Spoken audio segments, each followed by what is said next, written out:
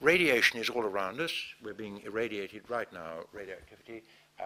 Radon is present in the air. We breathe all the time. We have medical x-rays, radiation inside our body, so we're self-radiating. If we sleep with somebody, we are enjoying some of their radiation and vice versa. We get some from the sky when we go out, hence we put hats on. The rocks and soil all around us radiate. The wristwatches we used to wear irradiated quite a lot. But the nuclear industry is a very small amount, 0.05% of the average load, and that you'll see in this. All of these figures, don't worry about, they're expressed in the earlier pie chart, but the nuclear bit is broken down into nuclear power. That's the industry, the 440 reactors in the world. Chernobyl, which you can see was big time compared to the rest of the industry, and the French nuclear tests, or everybody's nuclear tests, which are worse than any of those. But still, bearing in mind that the annual safety level is somewhere up here for World Health, is dramatically small. I've made, and so I've made the third one. Climate change, well, I'll show you a slide in just a second. In fact, I'll move straight on to that. But with nuclear, we're looking at 10 times below fossil fuels and comparable with other renewables. Do we need nuclear as a contribution to emission abatement? I personally do think we do. Whether Nicholas Stern is right or not, him and the IPCC are all worrying enough and done by scientists for at the very least to take the precautionary principle and move ahead with low emission technologies, I think. I like to see arrangements by which we internalize the externalities and let the market play its force, because markets are hugely effective at doing just that. This slide speaks for itself. It just shows nuclear, wind and hydro down, and solar, quite near at the low end of CO2 per megawatt hour, and the coals exactly where you'd expect them to be, and showing the great importance of carbon capture and sequestration if we can do it. This is the impact of the 25 nuclear reactors in Australia, if this is the way we were to go. Instead of the share of generation, if that were the share of generation by nuclear, then this is the amount by which the emissions would be reduced. You'll just see there. But this is probably where we should be, because that's 1990, and if we were signatories to Kyoto, and my personal view is I wish we were, I share some of the concerns about Kyoto, but I think it would have been a signal of commitment to something which is pretty important for the world. It's just a personal view. But that shows that nuclear is by no means the only answer, but it is some of the answer, or could be. Non-proliferation. I'm very proud of the people I met and talked about with non-proliferation. We're very, very, very strong in this area. And the proliferation risk, as I've touched on earlier, is essentially what's in red at the bottom, the illegal supply networks. That cat is out of the bag, unfortunately, and really we as citizens have to control it. But uranium experts, sports, third dot point, are not part of that risk. Proliferation is very much from the enrichment cycle, and I've mentioned the names of countries involved. The needs for a nuclear weapon are quite small. I think it's about 5 kilograms or so. It's not a lot. Uranium is very commonplace, but uranium is not the input to the bombs. It's the enriched stuff, and that last dot point I've made several times because it's a very important one.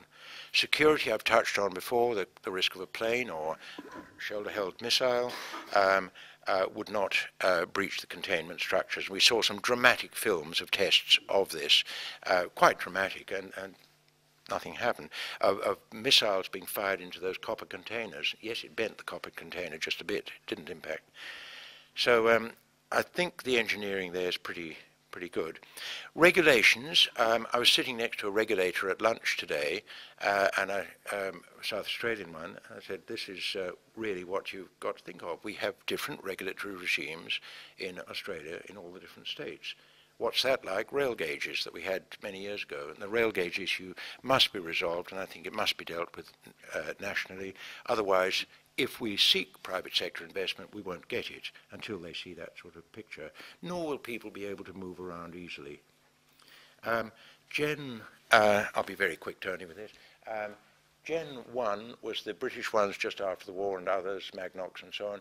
Gen 2, which embodies Chernobyl, an IBM-K reactor, not being built anymore.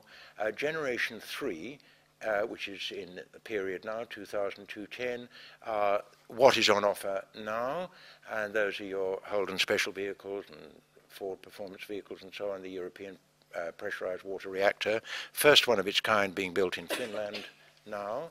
AP1000, sorry, that's the 600, there's an AP1000 as well, being ordered as well. Gen 3 Plus are the evolutionary designs like the pebble bed modular reactor produced by South Africa, which are being built now. And Gen 4, which is well ahead of us, are the ones with the fast breeder reactors with coolant systems like lead and bismuth and sulfur and things like that. Pretty complex stuff. We're not in that club, but there is some consideration that we should be, and maybe we are. R&D, read that very fast. I'll just show you the next slide. It's far more colourful. We have done precious little R&D. In fact, we'll see this slide. Look at the red arrow. All the red arrow is there for is not to say how wonderful we are, but how little we do compared to a whole host of countries that we might have regarded ourselves as co-equals will in the R&D world. Now, having said that, I attended the other day the opening of the Opal reactor at Lucas Heights, and what we do, we do extremely well, and it is absolutely world-class stuff, but we need to do a huge amount more. Education and training, I'm speaking to educators here. There are opportunities for us to build up, what we're going to have to build up, the training of engineers and technologists and scientists if we go nuclear. I do stress it's the if we go, and it may be that the Australian Technology Network would be the very right platform for this sort of educational thrust in Australia. It's a huge opportunity. I've talked to VCs and deans of engineering wherever I go, and I do so now. It is a challenge for us. We're behind the 8 ball at the moment. Look at what America's done. This is a picture of undergrads, postgrads, and funding for in America.